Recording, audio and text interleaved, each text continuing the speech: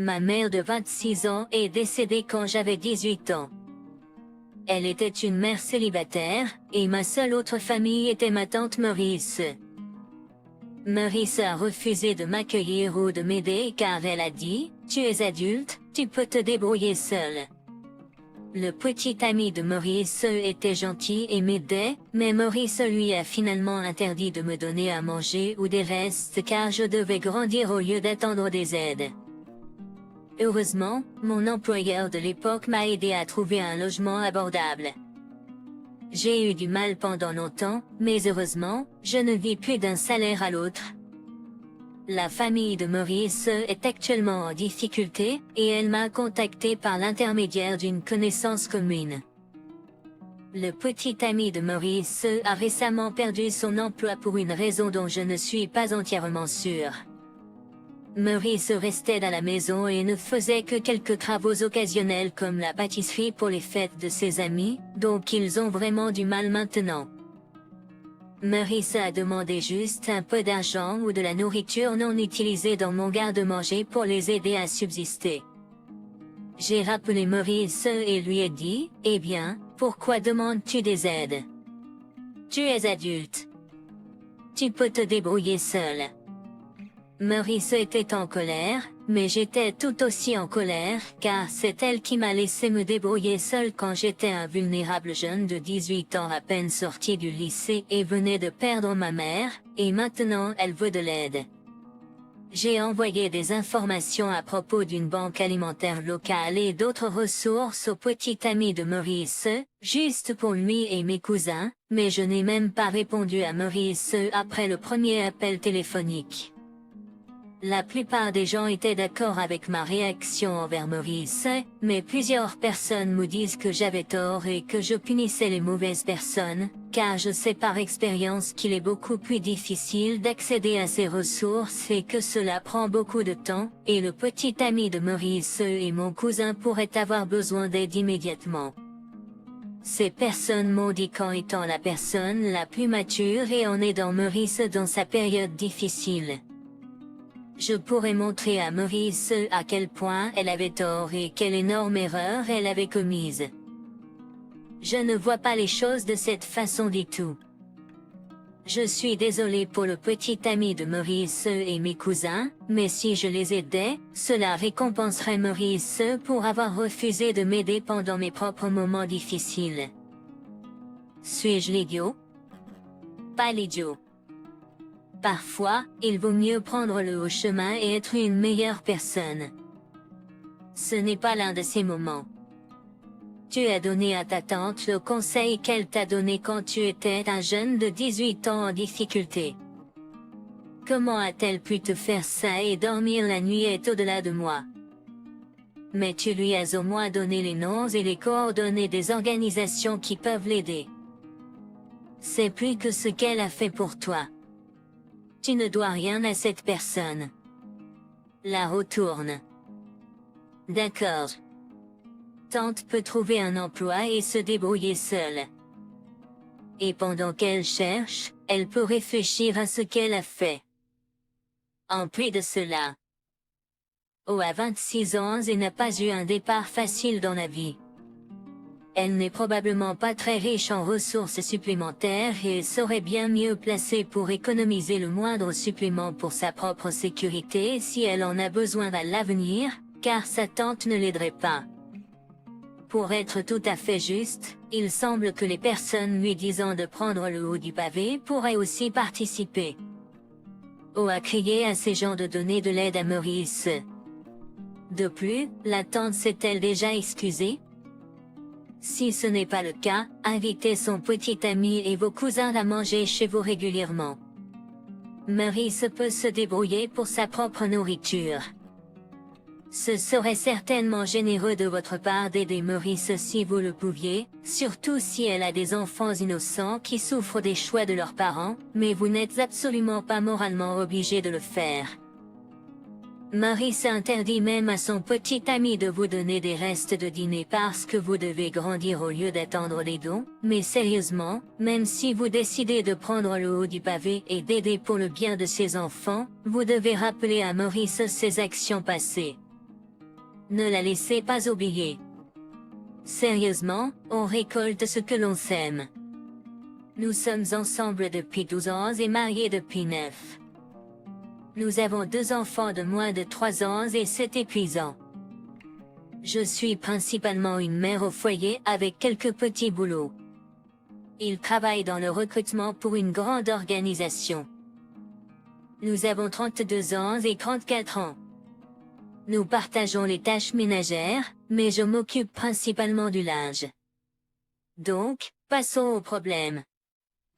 La majorité des vêtements de mon mari ne vont pas au sèche-linge, mais il en a certains qui vont. C'est un point de discorde entre nous depuis des années. Je suis atteinte de TDA et j'ai une mauvaise mémoire de travail, donc c'est comme un jeu horrible où quelqu'un vous dit de trier des objets sans aucun motif ou raison, sauf que cette chemise est plus vieille, ces jeans sont plus récents, etc. C'est déroutant et j'ai essayé de distinguer lesquels sont lesquels, mais inévitablement des erreurs se produisent et les choses finissent par se retrouver dans le sèche-linge. Quand c'est le cas, il est contrarié et triste parce que les vêtements rétrécissent et ne lui vont plus correctement. Pour plus de contexte, mon mari a du mal à trouver des vêtements qui lui vont. Il est grand et en forme mais a une petite taille, donc s'ils lui vont aux bras et à la longueur, ils sont généralement trop larges. S'ils lui vont à la taille, ils sont trop serrés aux bras. Il déteste aussi faire les magasins pour les vêtements, donc quand il en achète, il les garde longtemps. Il y a environ un an. J'ai accidentellement mis l'un des sweatshirts préférés de mon mari dans le sèche-linge à haute température, et il a rétréci. Il était tellement triste, alors je me suis excusée et j'ai trouvé la solution d'utiliser des sacs de lavage enfilés pour ses vêtements qui ne devaient pas aller dans le sèche-linge et je les lui ai achetés. Je lui ai dit de mettre tout ce qu'il ne voulait pas sécher dans les sacs, et il m'a dit qu'il le ferait. Avance rapide de quelques mois et il n'avait pas pris la peine de le faire, et une autre chemise a été mise dans le sèche-linge. Je lui ai rappelé les sacs à nouveau. Il a dit qu'il le ferait, et il ne l'a pas fait à nouveau. Cela a duré des mois avec de nombreuses excuses différentes. Il y a environ 2 mois quand nous étions tout malades. Je faisais la lessive. J'essayais de trier le linge, et mon plus jeune m'a vomi dessus. Alors j'ai fourré tout ce qui était encore propre dans le sèche-linge. J'ai mis la chaleur sur bas, puis j'ai plié tout comme d'habitude, et il n'a jamais rien dit. Il n'a jamais rien dit, il n'a jamais dit que ça serrait ou que ça avait rétréci.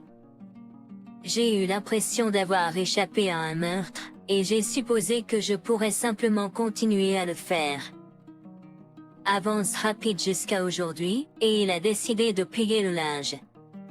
Il a remarqué son beau sous-vêtement en laine mérinos dans le sèche-linge et a dit « Tu as mis mon sous-vêtement en laine mérinos dans le sèche-linge ?» Et j'ai dit « Je mets tout dans le sèche-linge maintenant à basse température. » Et il a été immédiatement contrarié et a dit qu'il était ruiné. J'ai dit « Je mets tout dans le sèche-linge depuis quelques mois. Je t'ai donné les sacs en filet il y a un an et tu ne les as jamais utilisés. » Ensuite, j'ai dit, s'il veut que sa lessive soit faite d'une certaine manière, il doit la trier avant qu'elle ne soit lavée ou le faire lui-même.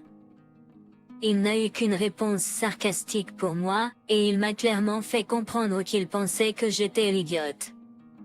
Suis-je idiote d'avoir mis les vêtements de mon mari dans le sèche-linge? Pas idiote. S'il n'aime pas la façon dont tu fais la lessive, il peut faire la sienne. Tu as proposé une solution simple pour qu'il sépare ce qui ne peut pas être séché, et il a refusé de l'utiliser. Honnêtement, tu devrais juste arrêter de faire sa lessive s'il agit comme un enfant ingrat. Oui, pourquoi votre mari ne peut-il pas faire sa propre lessive, en ignorant le fait que vous lui avez proposé une autre solution qu'il ne veut pas accepter? Vous devez lui dire, cher mari. J'ai décidé que je ne pouvais plus faire ta lessive. Le stress de rétrécir accidentellement tes chemises s'ajoute à ma charge mentale déjà énorme. Vous avez proposé une solution parfaite et lui avez rappelé cela, et cela ne l'a pas dérangé. Il n'a même pas remarqué que des trucs passaient par le sèche-linge des mois plus tard. C'est un homme adulte qui peut faire sa lessive s'il n'aime pas le service de ménage. Nom d'un chien. Quand j'étais nouvellement mariée, mon mari n'aimait pas que je roule les chaussettes et ne les plie pas. Je n'accrochais pas non plus ses chemises dans la même direction par couleur. Mon mari fait sa propre lessive depuis plus de 35 ans, et je vous suggère de demander à votre mari de faire sa propre lessive aussi. Je, femme de 36 ans, suis fiancée à un homme merveilleux. Mike, 41 ans. Nous avons tous les deux des enfants de relations antérieures. J'ai une fille adolescente et lui a un fils en maternelle. Bitch. La maman de Luke est l'ex-femme de Mike. Ashley. Mike a eu quelques problèmes à dire non à Ashley pour prendre Luke les soirs où nous ne sommes pas censés la voir. Il a annulé des rendez-vous avec moi et des voyages en famille, etc., mais Ashley lui a demandé de prendre Luke avec une certaine fréquence. Il était bien pire à ce sujet, mais il s'est amélioré et n'a été demandé qu'en dernier recours. Eh bien, ce vendredi dernier, Ashley nous a appelé pour demander de garder Luke car elle avait des billets de concert pour samedi soir. Mike devait travailler, donc il ne pouvait pas, et c'est tombé sur moi. J'avais déjà prévu une soirée mère-fille avec ma fille, alors je nous ai réservé des manicures-pédicures et un bon dîner. Ces soirées mère-fille sont importantes pour ma fille et moi car elle traverse la période difficile de la puberté. J'ai dit à Ashley que j'avais d'autres projets. J'ai pensé qu'elle a assez de famille, d'amis et d'argent. Elle gagne seule autant que Mike. Et moi, sans compter la pension alimentaire qu'il paie, pour trouver une solution par elle-même. Je me suis trompée. Samedi soir, elle était dans tous ses états, harcelant Mike et moi au téléphone, nous suppliant de prendre Luke cette nuit-là. Je suis restée ferme et je lui ai dit non, que mon temps avec ma fille était plus important pour moi que son concert. J'ai éteint mon téléphone et j'ai emmené ma fille à notre rendez-vous. Nous avons passé un moment merveilleux et avons eu un dîner fantastique. Nous sommes rentrés à la maison pour trouver Mike vraiment en colère contre moi.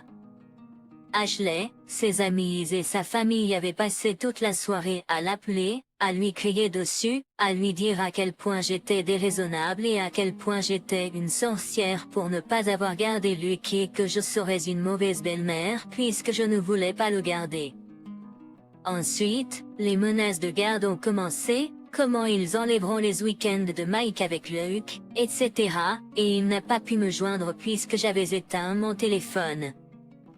Les choses se sont un peu calmées depuis, mais maintenant Ashley exige que je lui rembourse les $300 qu'elle a dépensés pour son billet puisqu'elle n'a pas pu y aller puisque j'ai refusé de garder Luke ce soir-là.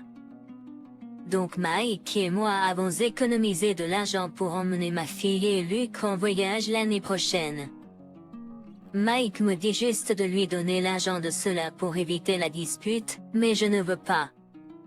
Si nous cédons à ses demandes, elle continuera ses comportements et nous utilisera. Suis-je idiot de ne pas avoir gardé Luke samedi? Et serais-je idiot si je ne lui donnais pas l'argent qu'elle a perdu? Pourquoi veux-tu l'épouser s'il te traite ainsi? Pas idiot de ne pas avoir gardé Luke et surtout de ne pas payer les $300 à Alex. C'est juste un niveau de revendication fou et fou. Mais es-tu sûr de vouloir épouser un homme si lâche qui s'en prend à toi parce qu'il est trop lâche pour tenir tête à son ex? N'as-tu pas lu qu'elle est fiancée à un homme merveilleux? Malheureusement, certaines personnes voient un train arriver à toute vitesse et décident quand même de monter sur les rails. Je suppose. Ne pas avoir de colonne vertébrale, c'est déjà assez grave. mais être, je cite, vraiment en colère contre quelqu'un pour quelque chose dont il n'est pas responsable. Parlons de revendication.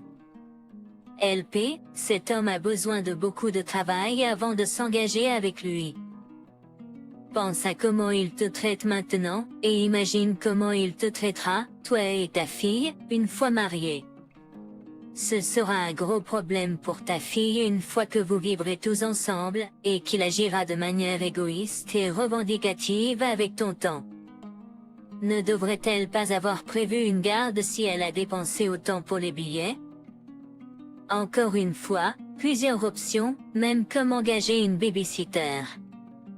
Si elle essaie de retirer la garde à Mike à cause de cela, il obtiendra plus de garde lorsque le juge en aura assez de perdre son temps avec ses futilités.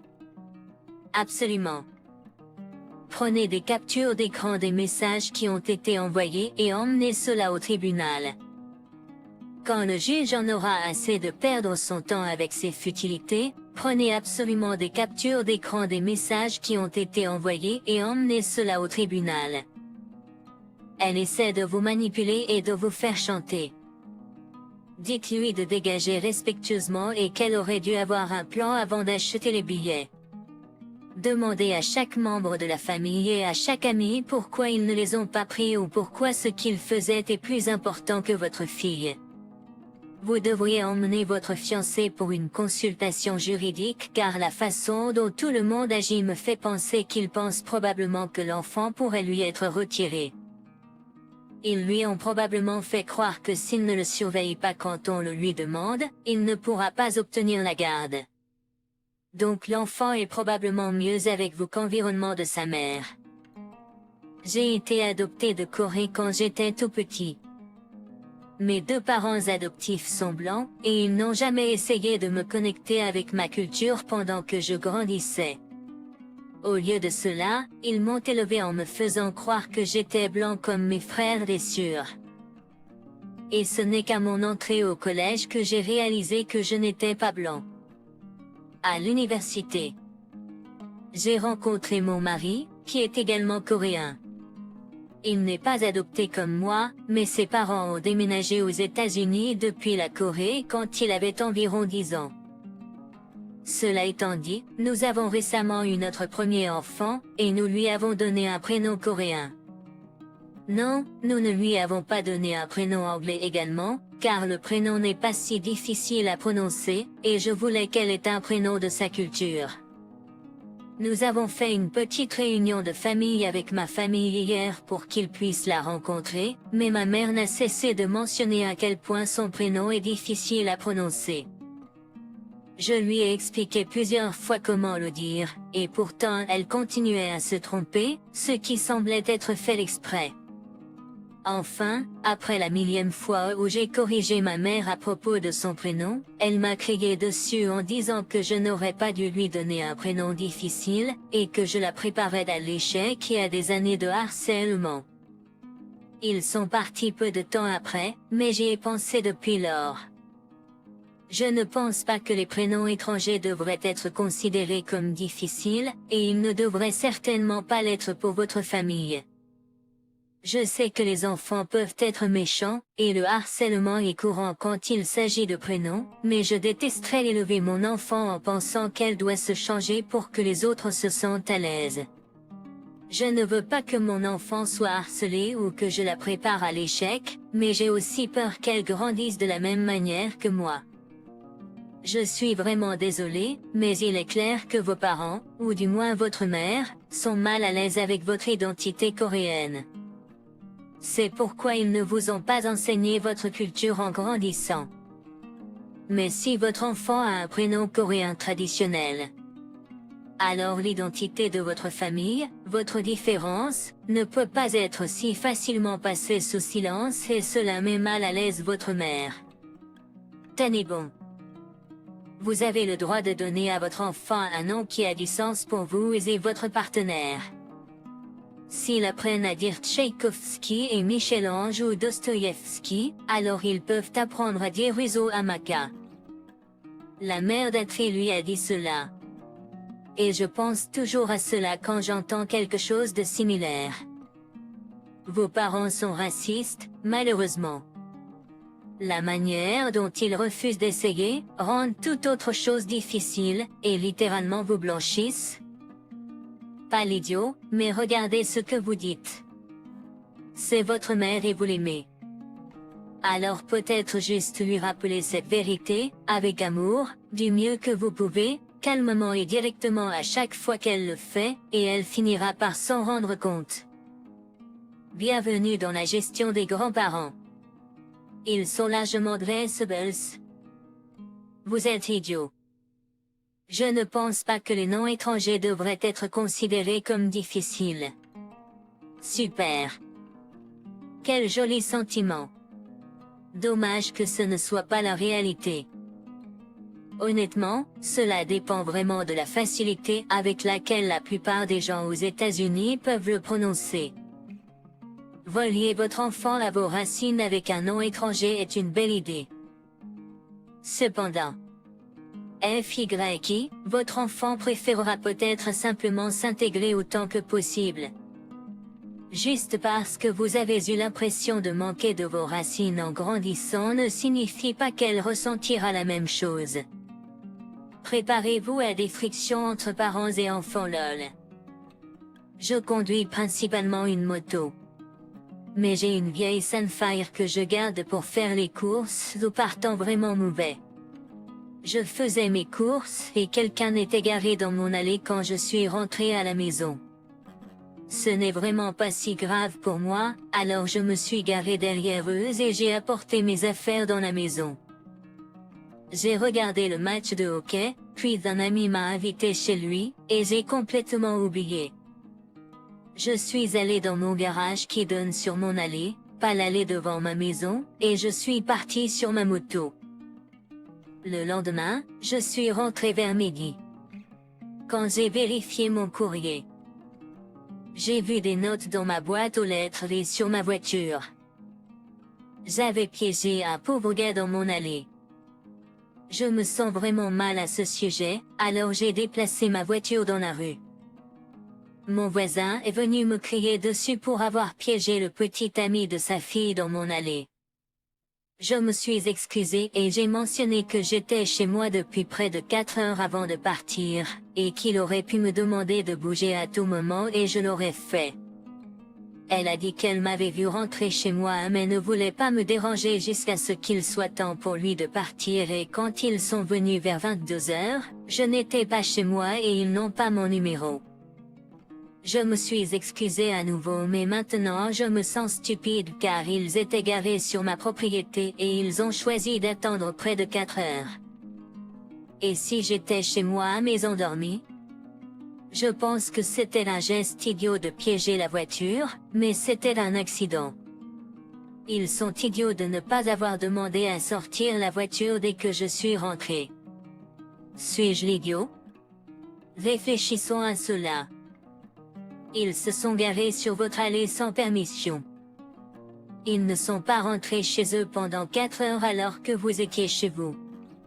Nous ne voulions pas vous déranger et faible. Ils sont venus tard dans la nuit pour vous demander de bouger. Vous auriez pu être au lit. En fait, vous étiez juste en train de faire votre truc. Puis ils vous ont crié dessus. Oups. J'ai manqué la chute à la fin ou c'est l'excuser. Comment diable étiez-vous censé savoir de qui était la voiture garée dans votre allée à votre maison? Le mec s'est garé dans votre allée. Il a de la chance que vous ne l'ayez pas fait remorquer ou quelque chose.